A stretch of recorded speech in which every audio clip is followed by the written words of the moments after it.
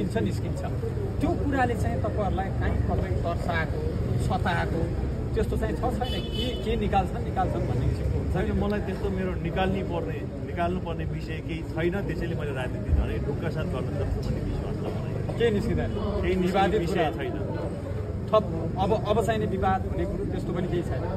अब विवाद हुने कामै गरिँदैन भनेको ढुक्कले एकदम ढुक्कले नेपालको राजनीतिक इतिहासमा आफूलाई कुनै पनि विवादमा नपारिकन जनता र मुलुकको लागि समर्पित हुने प्रतिज्ञाका साथ प्रवेश गर्दैछ।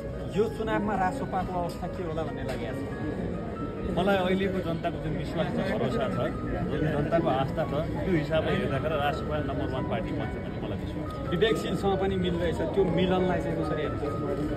यो मिलन भनेको राजसभालाई जनताको विश्वासको एउटा परिवर्तन मानिन्छ, त्यसले त्यो सङ्केत गर्छ। राजसभाको अवस्था के छ भनेर हेर्दाखेरि अन्य उब्लेका दलहरू जसरी राजसभामा अहिले आइराखेका छन्, त्यसले यो एउटा के इन्डिकेटर हो भने राजसभा नै जनताको विश्वासको पार्टी हो भन्ने इन्डिकेटर हो। चुनाव लड्नुहुन्छ? म चुनाव लड्ने गरिरहेको छु।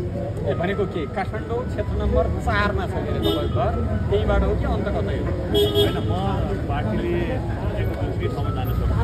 यद्यपि अहिले मलाई मेरो जिल्लैमा आएर मैले लड्नुपर्छ भनेर मेरो पार्टी जिल्लाको पार्टी सभापति समेत गरेको कुरा मेरो मेरो जन्मभूमिबाटै जन्मभूमिबाटै मेरो लड्ने इच्छा छ। प्रत्यक्षमै आउने हो, समानुपातिक कोटा इत्यादि प्रत्यक्षमै आउने हो। समानुपातिकमा म अहिले चाहना पनि छैन, अपेक्षा पनि छैन। हुन्छ, धन्यवाद, शुभकामना।